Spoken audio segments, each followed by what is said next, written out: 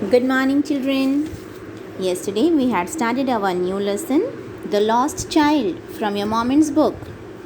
And till now we came to know that a small child was going to the fair along with his parents. They were walking and moving, and the child was enjoying a lot, and they were crossing the fields and the shops on their way. But in one of the shops, when the boy saw the toys, he got fascinated towards it and he requested his father for that. But his father was quite a harsh person, okay, being shown here. So he didn't purchase that toy for him. So, further, let's see what happens in the story. Now, from your book, I'm starting reading, and the same way I will be explaining as we are doing in all the classes. A group of dragonflies were buzzing about on their gaudy purple wings, intercepting the flight of a lone black bee or butterfly in search of sweetness from the flowers. The child followed them in the air with his gaze till one of them would still its wings and rest, and he would try to catch it. But it would go fluttering, flapping up into the air when he had almost caught it in his hands. Then his mother gave a cautionary call. Come, child, come on to the footpath. So, what we came to know next? So, here in this para, we again see something else over there. First, we came across the mustard fields, okay. Now the next thing is the group of the dragonflies. The types of flies were there and they were buzzing.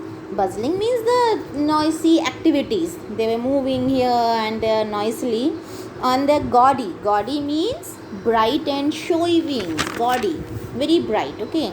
So the dragonflies, they had the very showy and very bright purple wings and they were flying, okay, up over the mustard fields, and along with them the black bees and even the butterflies could be seen in search of their food from the flowers. You might have heard the bees and they try to get their food from the flowers, okay. They want the sweetness from the flowers.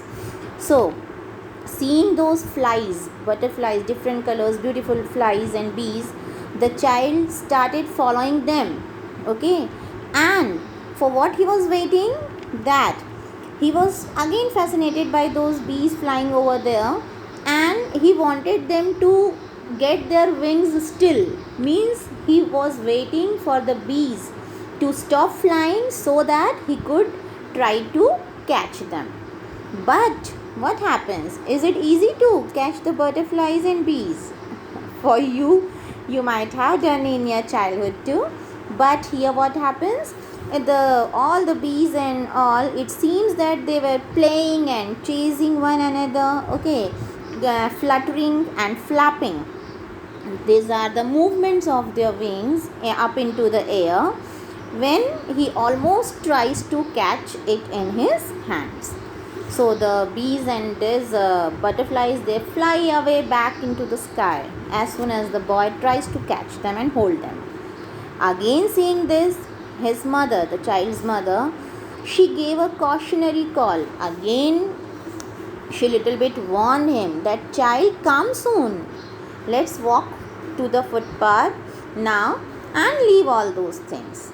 So in the next para what happens? He ran towards his parents gaily and walked abreast of them for a while, being however soon left behind, attracted by the little insects and worms along the footpath that were teeming out from their hiding places to enjoy the sunshine.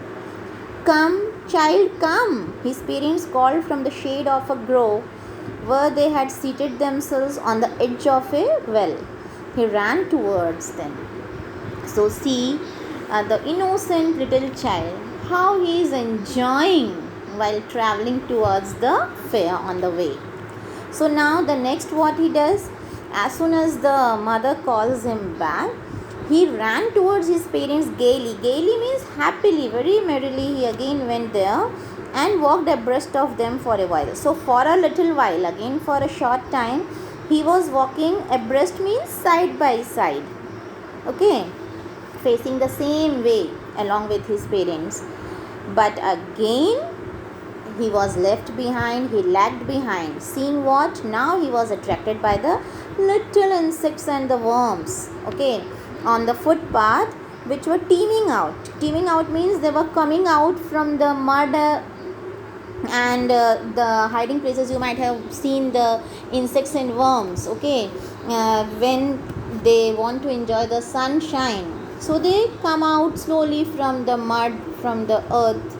So when he saw the insects and the worms, he was attracted towards them, and again he lags behind over there watching those worms and insects. Again the parents called him, "Child, come fast." And now from where they call, they just took the rest on the edge of a well, okay, under the shade of a grove. Grove means, children, a small forest, okay, where the groups of trees could be seen. So there were the groups of trees and there was the well. And if you remember the village scene, you might know the well, it has the edge over there surrounding it. So it was a sitting place for the child's parents to take rest. So again, listening to the parents' sound, he ran towards them. Next para. A shower of young flowers fell upon the child as he entered the grove, and forgetting his parents, he began to gather the raining petals in his hands. But lo, he heard the cooing of doves and ran towards his parents, shouting, "The dove, the dove!" The raining petals dropped from his forgotten hands. See, children, how beautifully it is described over here again. So now, leaving those insects and worms, again the child came running towards that grove. Grove means, I told you, a small forest was there where the groups of trees were there. So as soon as he entered the grove, so he saw the shower of flowers falling upon him. The flowers were falling upon the child as he entered there, and again he forgot his parents and he began to collect the petals in his hands. He was enjoying a lot, extremely he was enjoying over there each and every beautiful things that he could find in the nature. Okay, so now the petals were falling on his hands and he was going to collect it. But on the other hand, what he heard, the cooing of the doves. Doves, you know, very beautiful white colored birds. Okay, and the cooing is the sound made by the doves or the pigeons. So the doves, they were flying up in the sky and they were making the sound, cooing.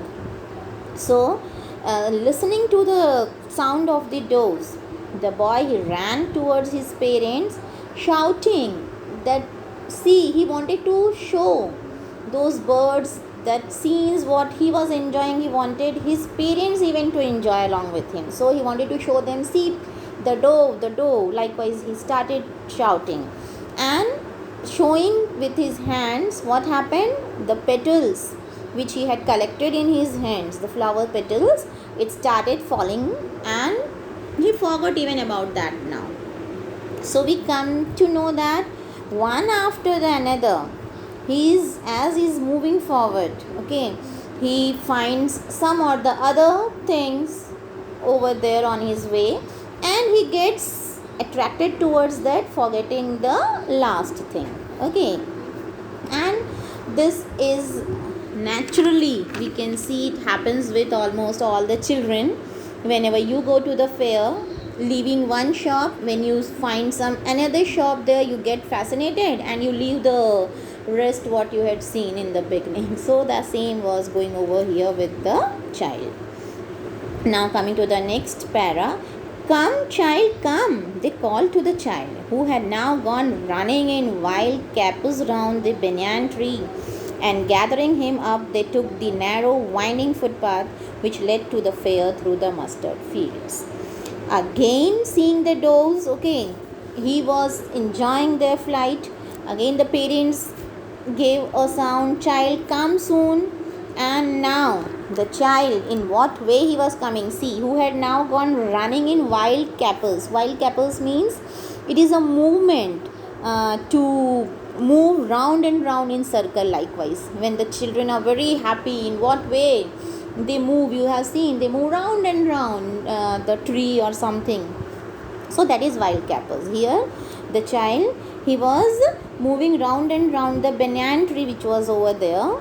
And seeing him, the parents, they hold him and they started moving towards the way on their footpath, and they were crossing the mustard fields. So children, let's stop here today. Goodbye.